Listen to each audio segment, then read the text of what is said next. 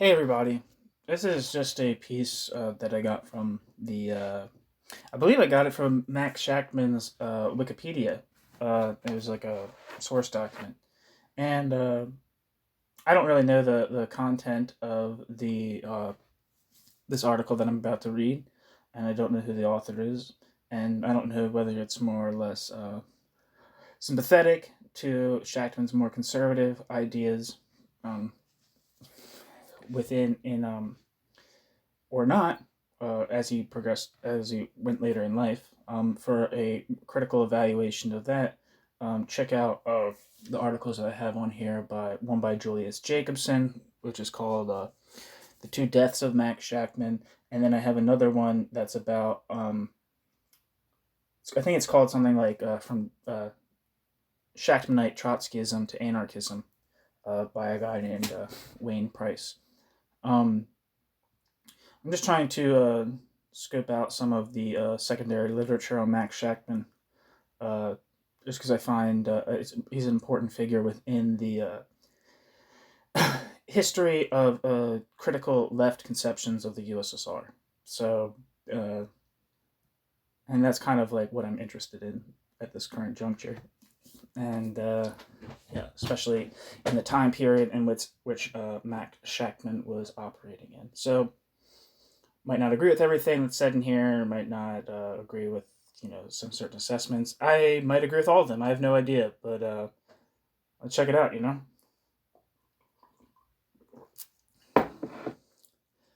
Mac editor's note.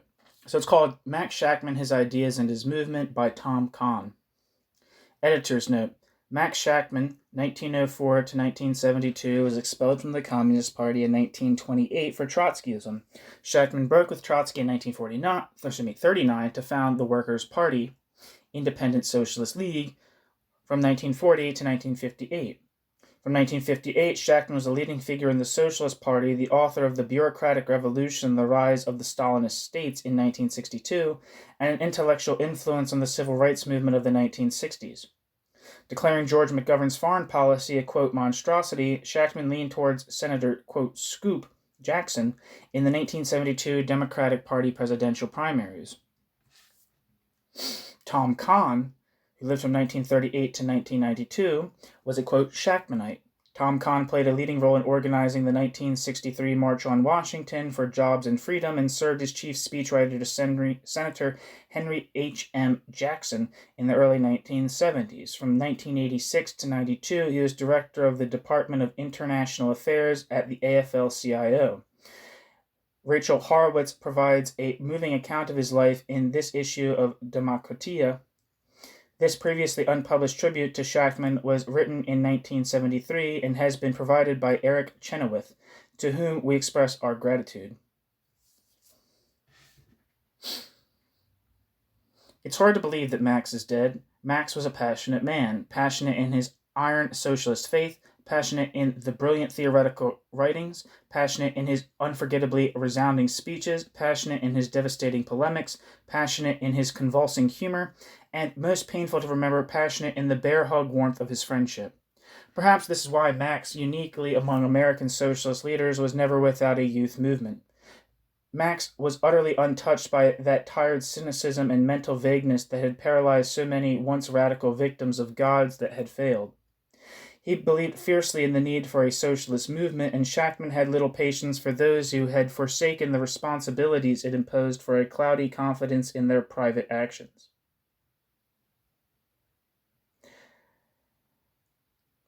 And he insisted, as he would say, to the point of fanaticism, that American socialism free itself from past sectarianism, that it grapple with American problems in American terms, that it root itself immovably in the struggles of the labor movement, and it never compromise its hostility to totalitarianism. It was this passionate vision of a reconstructed modern socialist movement in America that drew young hearts to Max and bound them to the work of a lifetime. And it was the vision that underlay Max's central purpose of the last decade, the reunification and reorientation of the democratic socialist movement. That reorientation is now an accomplished and, I believe, irreversible fact. It is Max's victory over the past. That Max did not live to see the full fruits of his achievements except in small and gratifying outcroppings is inexpressibly sad. It was shortly after the Hungarian uprising when, at the invitation of some friends, I found myself in a dingy and smoky room packed with several hundred people. It fell quiet as the speaker was introduced and moved to the podium, a bald, clean-shaven man whom I remembered thinking at the time looked like Nikita Khrushchev. He began to speak in a very low voice. Quote, louder, somebody shouted from the back. He looked up from his notes, slowly got a fix on the voice, and with an unmistakable twinkle in his eyes said, quote, don't worry, everybody laughed. Don't worry, end quote. Everybody laughed. It wasn't long before I got the joke. Max had an incredible voice. It was capable of a kind of music, Beethoven. It would sneak up on you in soft whispers, gently threading your uncollected thoughts together, and then burst forth with powerful resonance, filling up the room and tingling your spine. I still remember the portrait of horror Max painted that night of rolling Russian tanks, of defenseless Hungarian workers and students fighting back with stones, of a heroic people's crushed hopes, and of our democratic socialist links to those hopes. Freedom, democracy, they were not abstractions, they were real and could therefore be destroyed. Communist totalitarianism was not merely a political force, an ideological aberration that could be smashed in debate. Communist totalitarianism was a monstrous physical force. Democracy was not merely the icing on the socialist cake. Democracy was the cake, or there was no socialism worth fighting for. And if socialism was worth fighting for here, it was worth fighting for everywhere. Socialism was nothing if it was not profoundly internationalist. I do not remember whether that was the night I signed up, but it was the night I became convinced. Socialist anti-communism is a contradiction in the eyes of apologists for capitalism and communism alike. The ruling classes of the communist states declare that they are socialist, and their claim is cheerfully acknowledged by their capitalist counterparts. In certain liberal circles as well, socialist anti-communism is considered at best an enigma. These liberals seem stuck on a pendulum. The more, quote, radically they view the sins of the West, the more benignly or indifferently they view the sons of the East, and vice versa. Max Shachtman's anti-communism grew out of 50 years of practical and theoretical experience in the radical movement, an experience recapitulated elsewhere by his comrades since the earliest days, Al Glotzer. But unlike others of a similar background, Max was never driven by the emergence of Stalinism to reject or shelve his socialist principles. He saw communism not as an outgrowth of socialism, however perverted, not as a form of socialism, however degenerate, not as a step toward socialism, however misguided, but as the very antithesis of socialism and the enemy of the working class on a global scale. Shachtman perceived it as a new form of class society, even more brutal in its exploitation of the masses than capitalism had been in its most primitive phases.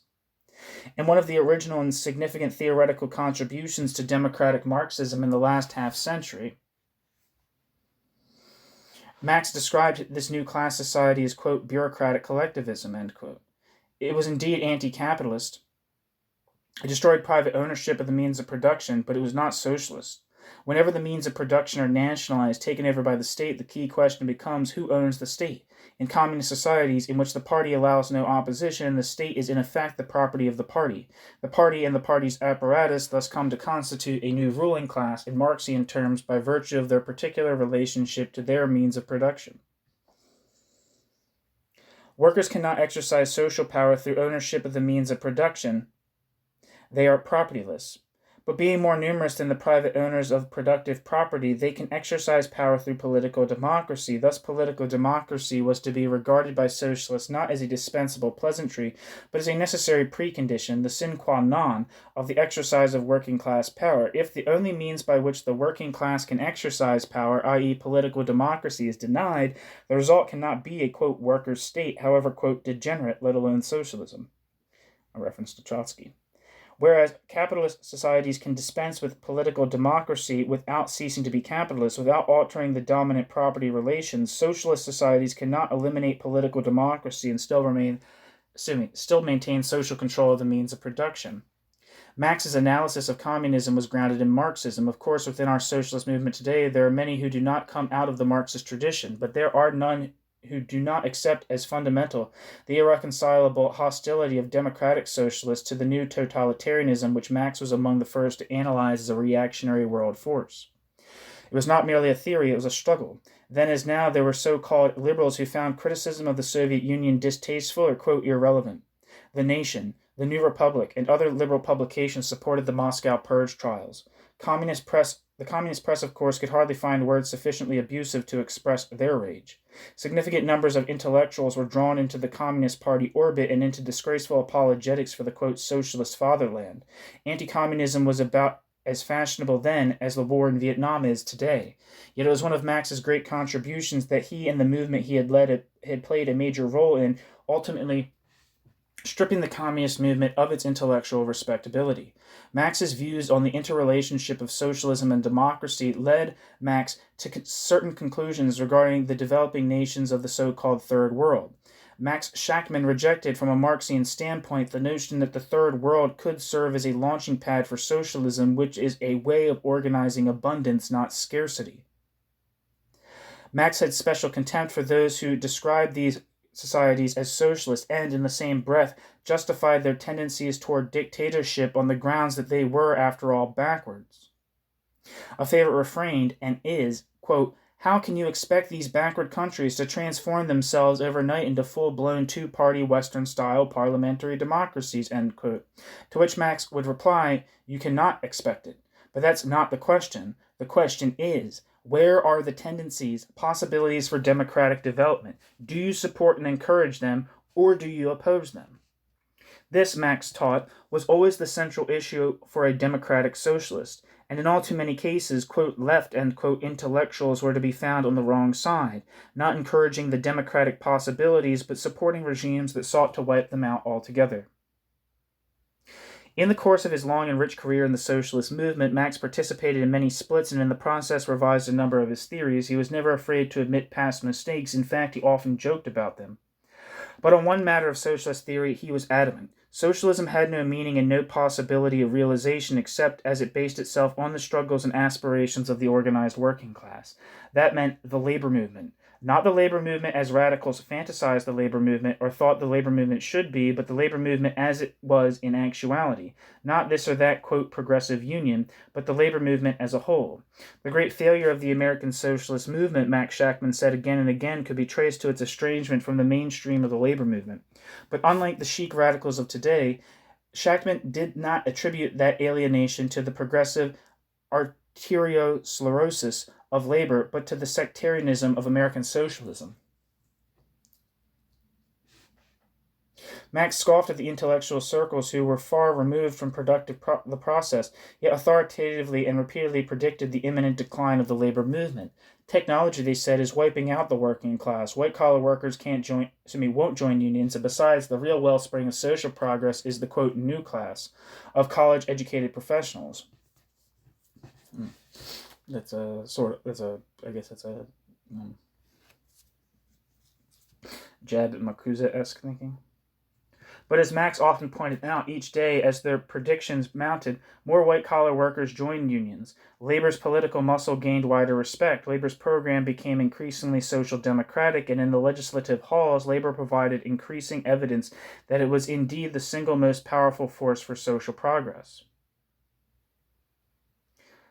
For Max, loyal socialist participation in the labor movement did not mean or require the surrender of distinctly socialist ideas, but it did mean the surrender of old radical myths, e.g. that the labor relationship was unrepresentative and to the right of the rank and file, that since the militant 30s, it was all downhill for labor, conservativized by affluence and power, that anti-communism was a manifestation of reactionary Catholic attitudes, etc., etc., and it meant a principled militant defense of labor against labor's critics on the corporate right and the playground left. Max was a leader. That is, a distinctive quality, quite apart from theoretical, literary, or oratorical brilliance. Leadership is a special burden from which otherwise gifted people will flee as from a dentist's chair. Max was always there for advice, for guidance, for uplift, and for commiseration. His telephone rang constantly, calls from comrades, friends, followers, admirers. A comrade had a speech to give, or an article to write, and his head was hungry for ideas. Another was stumped by a problem in his union work or civil rights activity, or Democratic Party club. Another was appalled by the latest events on his campus. Often a few sentences were enough for Max to grab to grab of the essential problem and come up with a solution and insight a proposal. His range was astounding. It seemed he could stretch himself interminably. Max's answers, of course, could not always be correct, but they were on target and always fundamental. He had none of that head-scratching evasiveness or coy confusion that is now regarded as attractive by the stylishly shallow. He knew that problems required solutions, not drift, and that actions had consequences which had to be faced, not shirked. Max took responsibility for his political principles, never seeking convenient refuge in a popular image. His views on Vietnam were and are unpopular on the left. Shachtman had no illusions about the South Vietnamese government, but neither was he confused about the totalitarian character of the North Vietnamese regime. In the South, there were manifest possibilities for a democratic development, independent and autonomous political forces which, if hostile to the regime, were not less hostile to the communists. He knew that these democratic possibilities would be crushed if Hanoi's attempted military takeover of the South succeeded. He considered the frustration of the attempt to be a worthy objective of American policy and the necessary precondition for the establishment of South Vietnam's right of self-determination. Most of the propaganda of the anti-war movement he thought to be silly at best and at worst intellectually disreputable. We were told, continued, and war could bring China and Russia together, that the Chinese would intervene with troops, that America and would suffer a Dien Bien Phu, that a communist victory was probably inevitable anyway, and that continued American involvement would make it more inevitable, that Hanoi would never budge on its peace terms, that the imposition of a coalition government was the only way out, that the communists would never accept free elections in South Vietnam, etc., etc.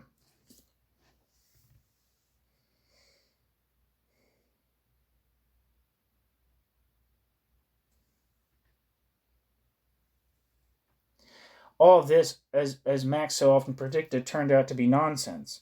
The Russians and Chinese have never been further apart from each other. Their relations with the U.S. have never been better. China never entered the war with troops. If there was a Dien Bien Phu, it was not inflicted on the U.S., but on Hanoi. The Tet Offensive.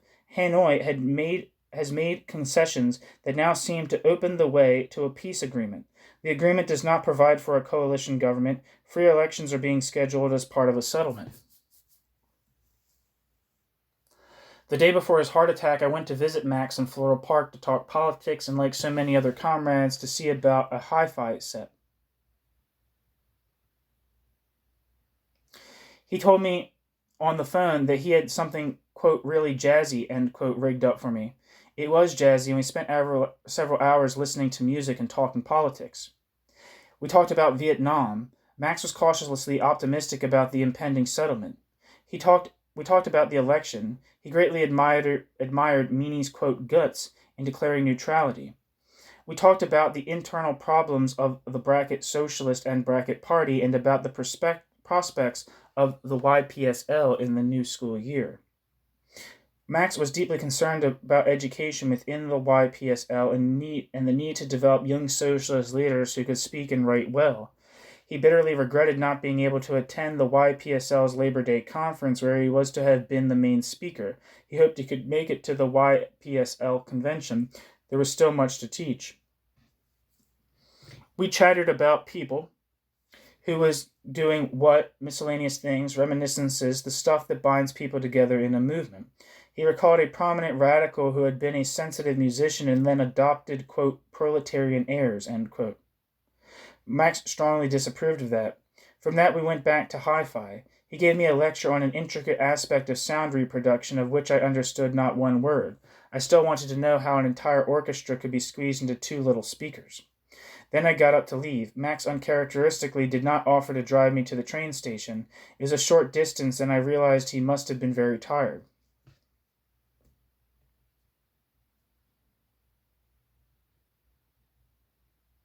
I don't know where Floral Park is.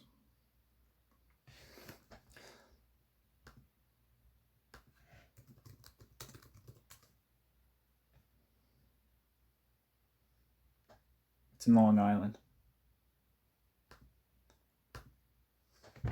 Thinker, teacher, writer, speaker, leader, Max's multiple joys and burdens in the struggle for socialism, how often he called it man's most ennobling struggle, are now to be dispersed among us much too soon.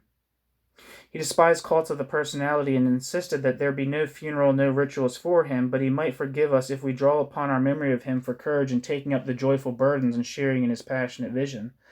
Ever grateful for the magic he worked in our lives and the enduring bonds he forged among us.